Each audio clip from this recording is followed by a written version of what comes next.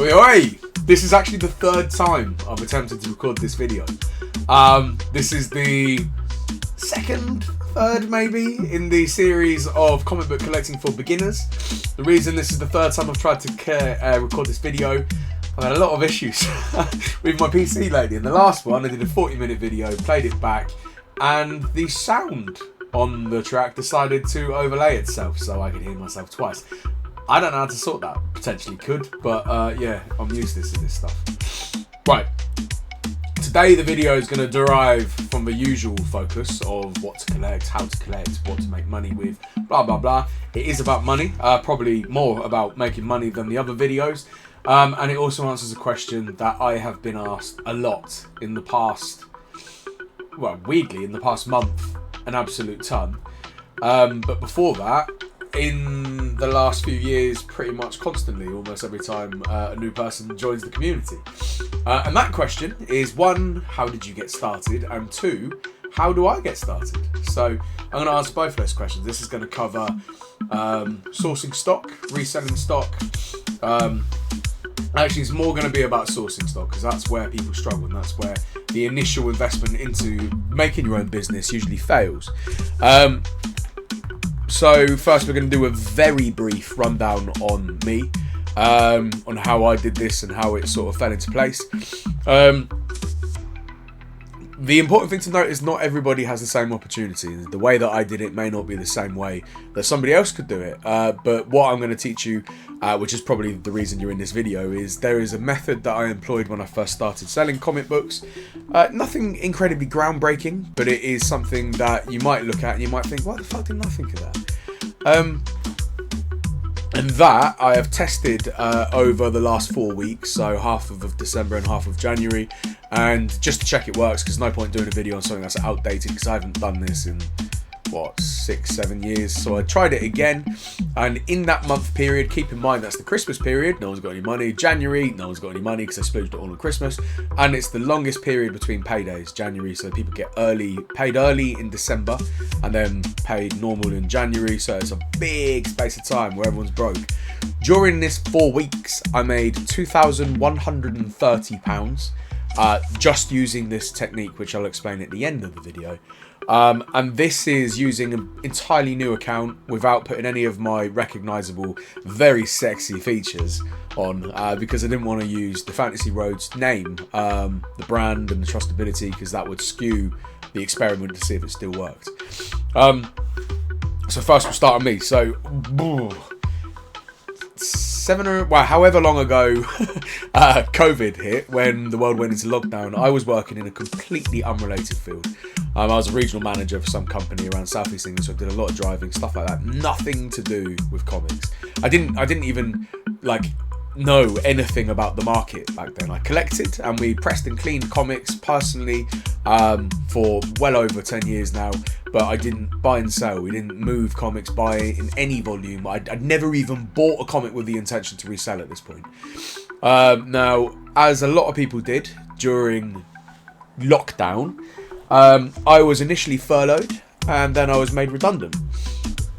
Now, the part where I said earlier not everyone has the same opportunity, I have an amazing partner who has a good job, and at this point we decided that I was going to teach myself to code. I've always had an aptitude for computers.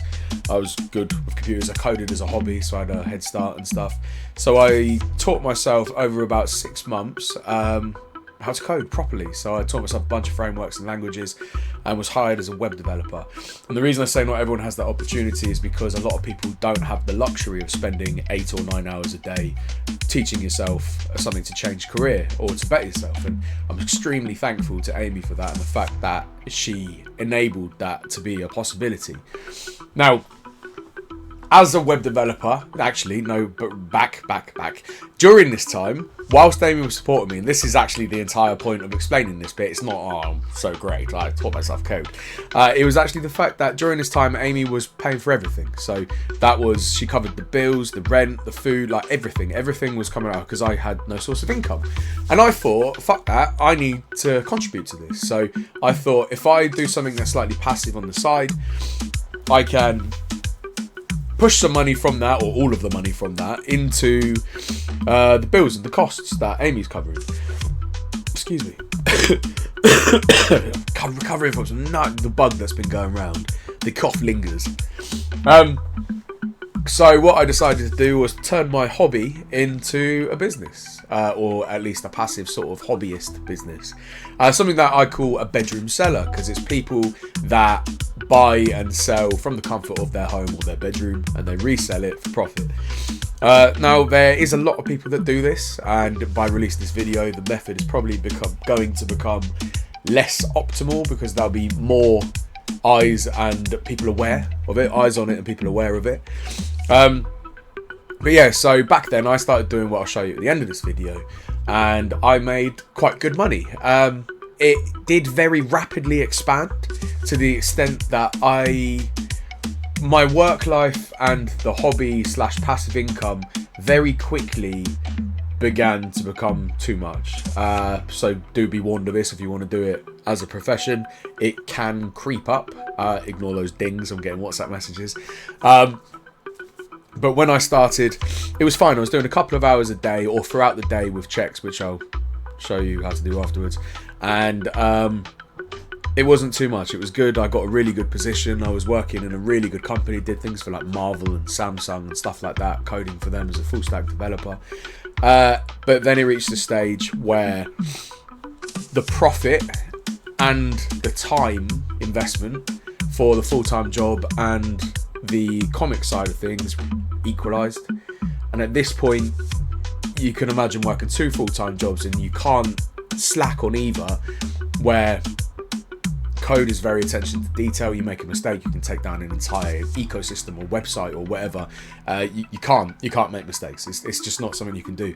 And when you're knackered from working 18-hour days, you start making mistakes. And I'm not gonna lie, I am super grateful for the company I was working for at the time, because it was a fantastic community. They were brilliantly run, and they were extremely supportive throughout the entire thing. But I started slacking. I was like falling behind on my work and stuff, and I had to make the decision, which was probably one of the scariest decisions of my life, which is, do I want to do this or do I want to do that? Because I can't do both. And I picked comics. That turned out to be the best decision I ever made. Right, so how did I do it? Let's start on that. The first thing that you want to do is you want to learn about value.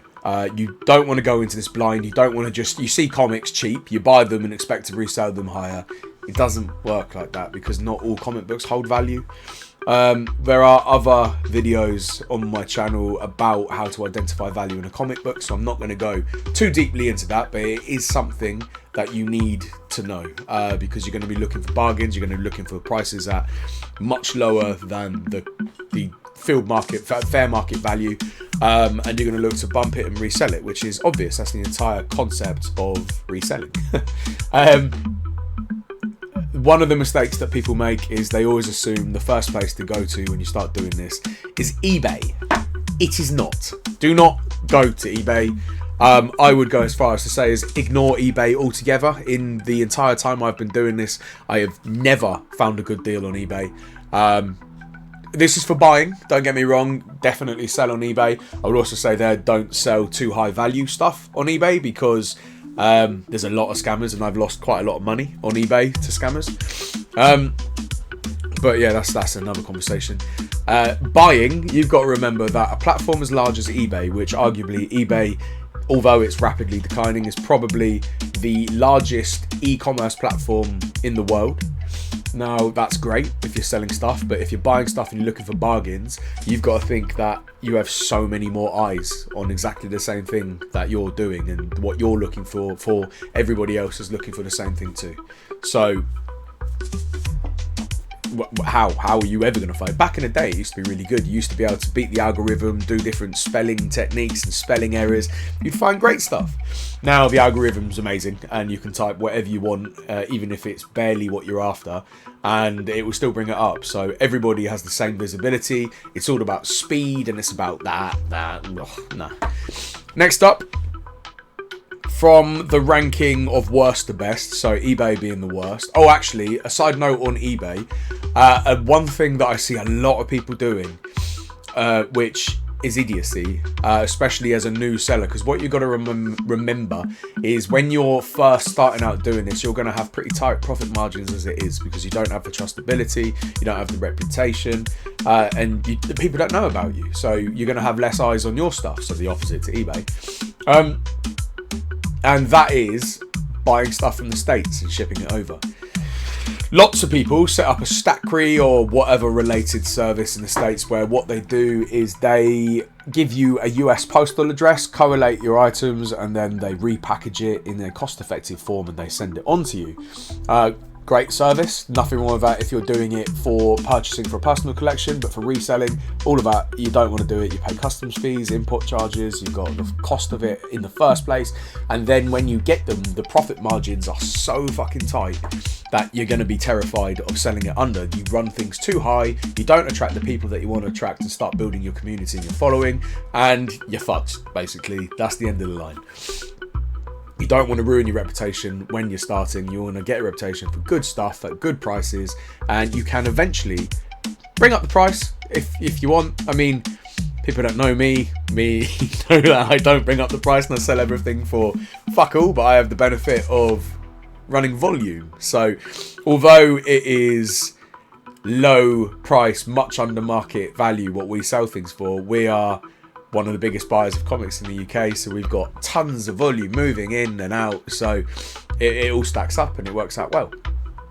You're not going to be able to do that first of all, and hopefully ever, because that means you'll be knocking me off the top spot. If you do, I'm coming to yours with a bat. Wait, this is recorded. I'm not doing that. Yeah. Right, anyway, so don't import, don't use eBay. Then the second from the bottom will be Gumtree. The reason I mentioned Gumtree is it's better than eBay for this kind of thing because less eyes on it. I would say it's probably quite a dying platform. It's used by older generations mainly. And you do occasionally find some really good bargains. One of the best buys that we have ever found was in Scotland, and it was a listing on Gumtree. Messaged them, went up there, took me 3 days to move it all down from Scotland to here. Keep in mind it's 8 hours each way, each journey. And there was some incredible stuff in there. And that was just because I was bored of flicking through Gumtree, found it. Second best, which would probably at some point be the best, is Vinted. Vinted wasn't around when I was doing this when I first started, so it's a new addition to the technique this time, and I'd say 30-40% of the profit came from Vinted, the rest came from the last one. And it's good. I have a fear that it may eventually turn into the next eBay in terms of shit, but at the moment it's good. It's in it's no longer a baby, it's past the toddler stage, it's sort of an adolescent / teenager. When it reaches full maturity, that's when you fuck off and jump ship. And the final one, and the best one, Facebook. When I say Facebook, a lot of you probably think, yeah, I know these sort of the Facebook groups, I'm great. I know, you fucking dumb shit. Not the Facebook groups. You will never get a bargain in a community filled with people that are technically experts on the subject. I mean, that's worse than eBay. Fucking idiot, you dumbass. Anyway, the reason that Facebook is great is because Marketplace is very popular and very underutilized. But there are reasons why we make Marketplace work for us. We do not want to buy the stuff that is actually listed on Marketplace. And that brings me to my magical transition. And because I don't really know how to video edit, I'm going to do this. Bang! Ah, yeah. Oh, shit. Right, okay. Okay, we've got a black square. So what we're going to do now is we're going to open up. In fact, I'll tell you what I'll do. I'm going to pause it. Look, watch. Right. Left hand up. Left hand still up. No, right, in the other place. Anyway, what we're going to do here is I'm going to share my screen, which I should have pretty much done beforehand. There you go, look at that. Bang, bang, bang. That's how good I am at editing videos. Now, what you see before you is Facebook.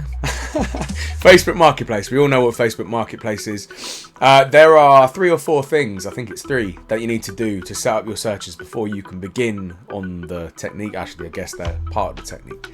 Firstly, you might notice in the... There. I couldn't find it.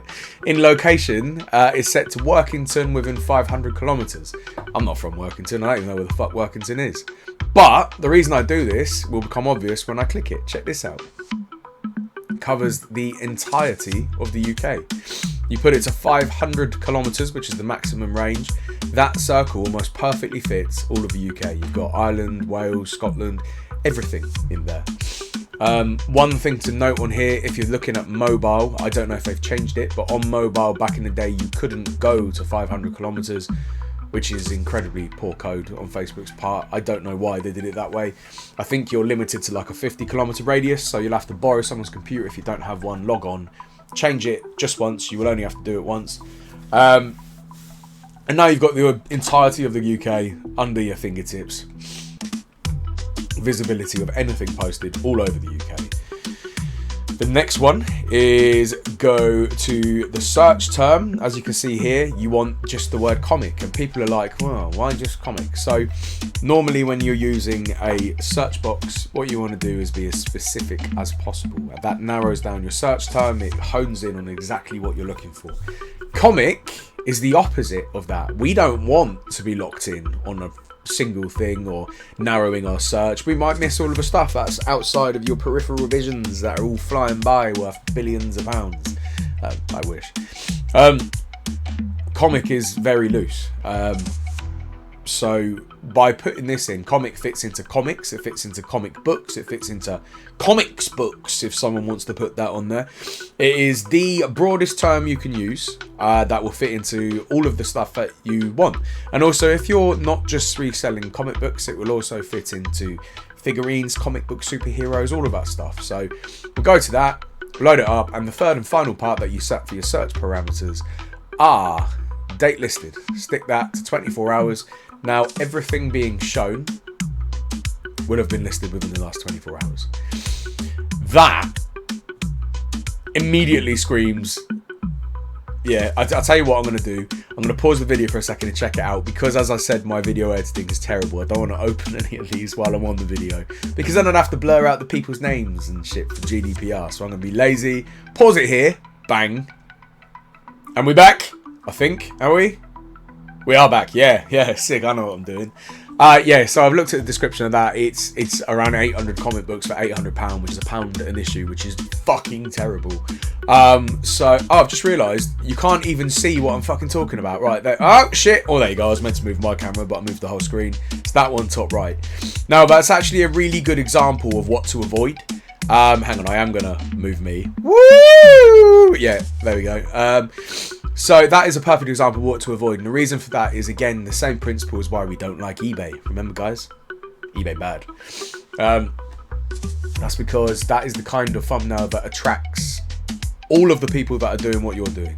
If you open this, even now, knowing that that will be terrible, that I zone in on that like a fucking hawk, because I'm like, yeah, man, oh, boxes, you know, gets the tingles. But everybody is looking for the same thing. What you want to look for is a collection with a range or the potential to have more. So, for example, when I say range, I mean publication range. Let's see what we can spot. So, I mean, these two here are probably the most promising ones we got in the first 2 lines. That's Uncanny X-Men as well, which is always good.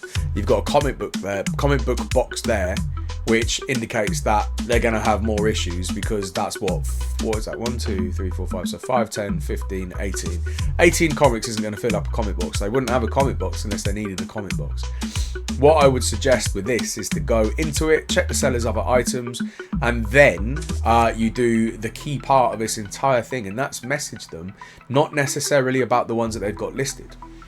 What you want to do is you want to message them and ask if they've got any comics that they haven't yet listed. Just say that you're after certain stuff.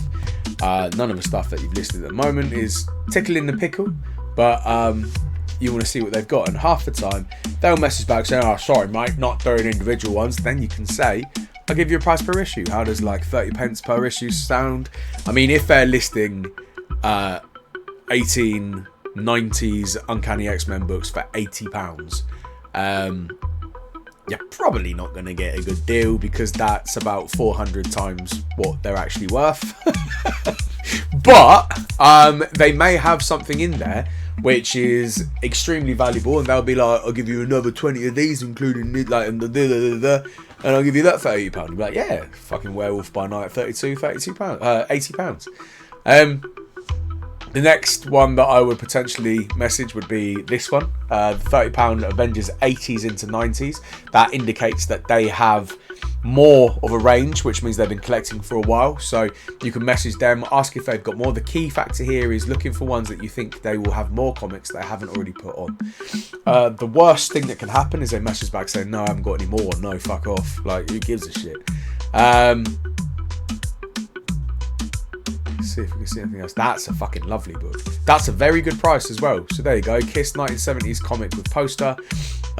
So that is the second Marvel Super Special Kiss book. The first one, as I found out recently, was actually printed with Kiss's own blood. But that's a good book. It looks in a good condition. That would be quite unlikely for them to just have that as well, which I'm only basing that on instinct and personal experience. When you get to that stage, you'll probably get a bit more success.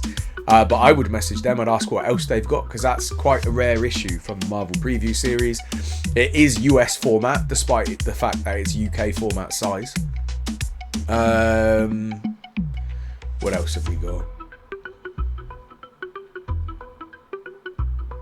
So here, Marvel Comics, £45.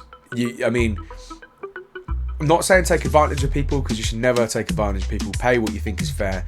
But I mean, this screams the fact that they don't know what they're talking about, because they've put Marvel Comics and they're all DC. Oh no, there is a Marvel comic there. There's an Avengers there. That might be Marvel there, but majority of that is DC. And it looks like that is I think it's either Batman or Batman and Robin Adventures, one of the two, which means there's a potential for a Batman Adventures 12, which is the first appearance of Harley Quinn. The rest of them, that is the Bruce Wayne series with all the different Batmans on it, with like the Pirate Batman, Cowboy Batman stuff. £20 run. There's a third one there. Oh, there's the fourth one. The full run's there. So you've got £20 just there. Potential for more there. So that's a really good potential one. Message them. Find out if they got more. I'd be surprised if they don't have more. That in the corner there could be another Batman Adventures book as well. Batman Adventures is what you want out of that.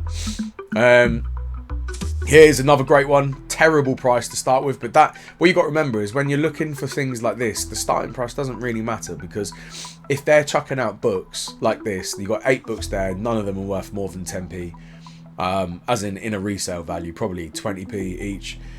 They've got 8 of them, for 75 quid. If you message them, they send out, I don't know, 200 pictures over or something, and one of them's a £500 book, and they want to build you a bundle of 7 or 8 books for 75 quid, including that book. Fucking great. That is a really good one. Okay, that's a nice one. So this is all 80s.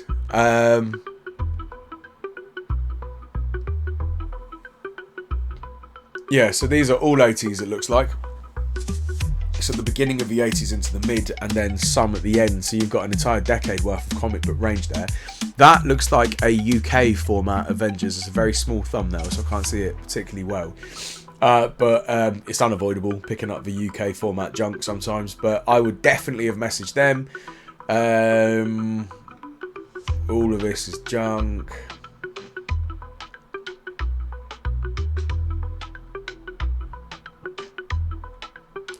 Yeah, so I mean, there are 3 good examples, and the point of this is you don't want to go for the stuff that is already listed. You want to go for the stuff that isn't listed yet, the ones that you've got no competition for.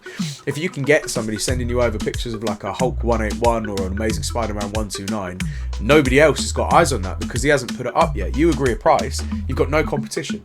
You fucking whack that out, you arrange to collect it or to have it collected, and you're laughing. That is, like, you will be blown away by how many times this works, how many times people have stuff Because when they're chucking things on there, most of the time, people that are selling on Facebook Marketplace have no idea what's in these books. They just want rid of them. Perfect for people like us. Important things to note with this: you are going to succeed a lot more if you drive. And if you're willing to drive quite good distances, because obviously, because you've got such a good range on your search parameters, you're going to need to find a way to get those books to you. With Facebook Marketplace, you're not a shop, you're not trusted like, you know, the sexy bald man over here is.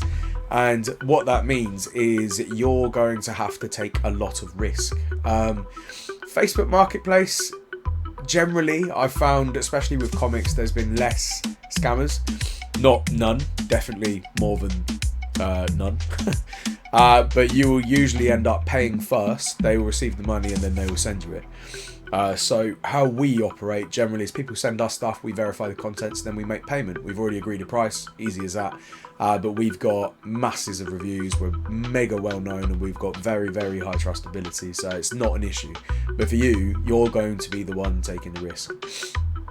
If you can drive, that risk is mitigated drastically because you can attend to their house, check the comics out, have a look at them, pay in cash. Bang! Sorted. If you're expecting people to post to you, that's when the risk comes in. One thing that I would recommend doing when you start doing this is create a spreadsheet and record the contact details, like the address and the email and stuff, of anyone that you purchase a lot from, because I think you will be surprised at how rapidly this will increase in terms of volume, and you very quickly lose sight of what you've actually bought. Like, I probably got scammed so many more times than I actually recalled or realised, because I didn't make a note of anything, and it was only like months later when I'll be like, hang on a minute, I paid £200 for that, where is it? And then you'll look at your chat messages and you're blocked. So record everything so you can actually follow up and chase with stuff. And yeah, good luck. I mean, it genuinely is as simple as that. To recap on this, the main things to note are... Hang on, let's move me. We're going on a run. Woo! Yeah! Oh, fuck, I'm a child. The main things to note are the search parameters. So you've got comic. Keep it as wide and broad as possible. And then you've got Workington within 500 kilometres to bring up the entirety of the UK. You've got last 24 hours to bring up the recently listed ones. And then you want to try and work on identifying ones that will have more. I would almost, not always, if you see a great bargain, go for it and try and get on it as quickly as you can. But I would mostly ignore the stuff that's already listed, because there are so many people that do this, that message people the instant it goes up. On that note, actually, one thing to note is how Facebook Marketplace works. Facebook Marketplace is dynamic, so it renders new items when you hit a certain point, but it only loads a certain amount in. Excuse me. Only loads a certain amount in at any given point. So how you use that to your advantage is, you'll notice when I scroll down in a minute, you'll see a small grey square the size of a thumbnail at the bottom right. In fact, I'll move me back over here. Whee! You'll see it down at the bottom right, and it will be sort of flashing. That is Facebook, that's your screen fetching the items to bring in the new listings. I'll show you it first and I'll explain why it's important. So we go all the way down to the bottom. There it is, down there, bottom left that time, because that's where it ended. Then that just fetched the new items. It will bring, like, I don't know, 100 items in at a time. It's so that the page responsiveness stays fast. It doesn't load in too many items, have to render too many items in DOM. The reason this is important is because Facebook fetches the newest listed items as well. So what that means is you don't have to keep refreshing this page. You just have to keep scrolling. As long as that thing there, down at the bottom right again, is there, and it fetches new items, anything that's been listed, there you go, there's no more at this point. So if there was any more, that would be brought in. Even if it's been listed during the time that I've been talking, had this page on in the background, it will be there. One thing that's important to note with that is when you reach the end, you do have to refresh and do it all over again. It's only if that square pops up, it means you have potential, well, you will be bringing through anything remaining and any new ones listed. what I did in terms of frequency is I had a smartwatch when I started doing this, and I set, and I shit you not, this sounds extreme, but 5-minute reminders. Every 5 minutes I'd scroll through it. I got a lot that was originally listed on here, not even the stuff that I was targeting that was unlisted, but I got a lot from there, and I got tons from the unlisted collections of people that had more. I would focus on people that are, if they give an indication that they're not enjoying it or they're finding it a slog, to list them on there. It's a lot of effort, blah blah blah. Like, start a conversation. When you have a conversation with someone, you find out so much more than asking targeted questions, because they will reveal so much to you that you, as long as you're listening, it's useful. If they hate it, they're going to be far more susceptible to you being like, I'll tell you what, I can do you a favour if you want. Like, if you want to get rid of all of them, I can give you a price per issue basis, and I'll, take them on for you. Genuinely, it is so frequent that they're like, yeah, absolutely. Like, I don't want to do this anymore. Like, yeah. Selling comics is hard, and we're not going to cover that section in this video. I'll do another one with that, I guess, probably in a couple of weeks or something, because I'm so infrequent and rubbish at making these. But it is hard, and the people that don't know what they're doing with it are going to struggle, they're going to get bored, and they're going to get pissed off. You will come across a lot of dickheads. Like, for example, I messaged someone asking if he had more, and he replied saying, yeah, I've got 46,000 of them, which I bought from a liquidation auction, something about a comic book shop that shut down. And I was like, oh, no way. I'll tell you what, dude, if you want to get rid of him, one, and make a bit of profit, because I was assuming if he bought them in liquidation, he would have paid around 2 to 3 pence an issue, because liquidation books are usually unsellable. And I was like, I'll give you 20p a book.